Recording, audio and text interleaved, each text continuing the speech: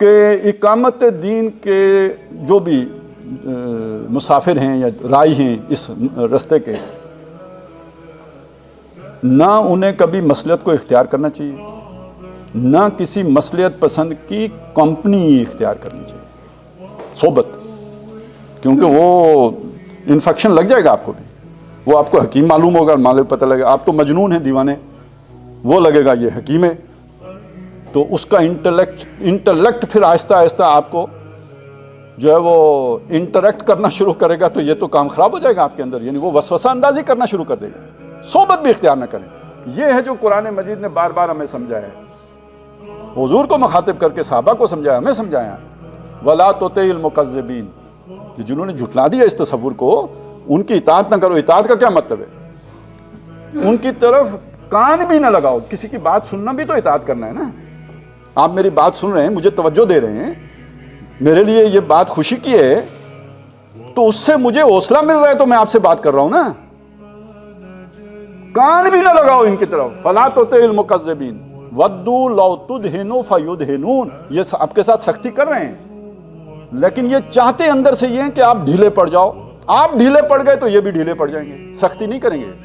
یہ مصالحت کی طرف آ جائیں گے، مداہنت آپ کرو، یہ آپ کے ساتھ جو ہے وہ مداہنت پر آمادہ ہو جائیں گے۔ اسی طرح سورہ دہر میں فرمایا اِنَّا نَحْنُ نَزَّلْنَا عَلَيْكَ الْقُرْآنَ تنزیلا، یہ ہم نے قرآن آپ کی طرف اتارا ہے،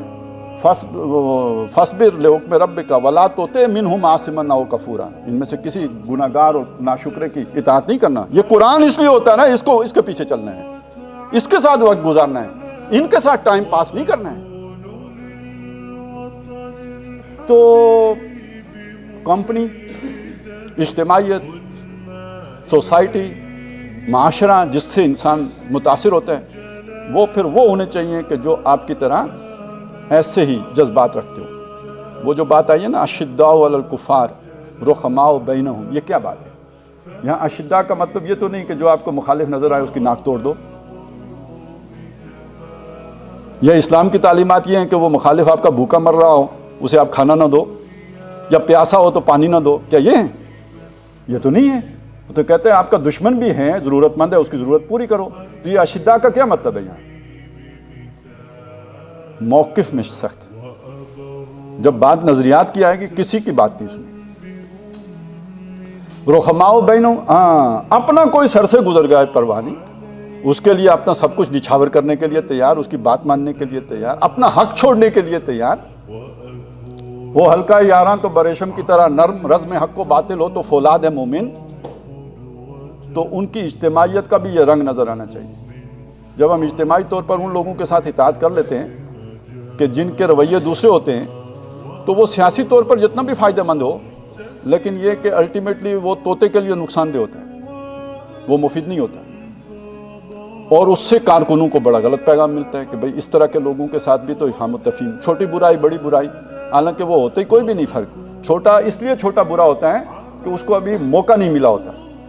جب اسے موقع ملتا ہے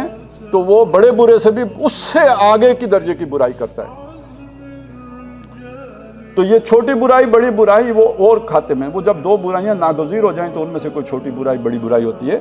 لیکن یہ والا ان معاملات میں کوئی مداہنت کسی بھی درجے میں کسی بھی نافرمان کے ساتھ نہیں ہونی چاہیے۔ یہاں تک کہ حدیث میں آتا ہے کہ اگر کوئی شخص کسی فاسق کے ساتھ چلتا ہے لیقویہ، کہ اس کی تقویت کا سامان کرے، تو وہ دین کی بنیاد کو منہدم کرتے ہیں۔ ہم اقامت دین کی بات کر کے اگر فاسق کے ساتھ چل رہے ہیں، وہ طوطے والی بات میں نے ہمیں تو نہیں سنائی تھی آپ کو۔ اور یہ بھی آتا ہے جب کسی فاسق کی کوئی شخص تعریف کرتا ہے، کوئی اللہ والا کسی فاسق کی تعریف کرتا ہے کہ یہ تو بڑے اچھے آدمی ہیں، یہ بڑے جرت مند ہیں، یا جو بھی تعریفیں ہوتی ہیں، تو وہ اللہ اس پر اتنا غضبناک ہوتا ہے کہ عرش کانپنے لگتا ہے۔ تو اقامت دین مین بزنس، اور یہ بزنس زندگی کے ہر شعبے میں پھیلا ہوا ہے، کہیں بھی آپ اقامت دین سے ہٹ کر چل نہیں سکتے، ہر جگہ آگے آپ کے اقامت دین ایک رکاوٹ بن کے کھڑی ہو جاتی ہے، اور رکاوٹ بن کے کھڑی ہوتی ہے تو پھر یہ آپ خوش ہوتے ہیں کہ چلیں اب اس سے جان ہی چھوٹ جائے۔ تو یہ ایک مسلسل جہاد ہے، مسلسل عمل پیہم ہے، پوری زندگی کا امتحان ہے، آخری دم تک آدمی مزاحمت کرتا رہے تو کامیاب ہے، اور جب اس نے مزاحمت ترک کر دی تو یہ نفاق ہے، یہ ارتداد ہے۔ اللہ تعالیٰ ہمیں ارتداد اور نفاق سے بچائے۔ اور جو بھی زندگی کی سانسیں باقی ہیں وہ اس مزاحمت کی نظر ہو جائیں، یہی کامیابی کا راز ہے۔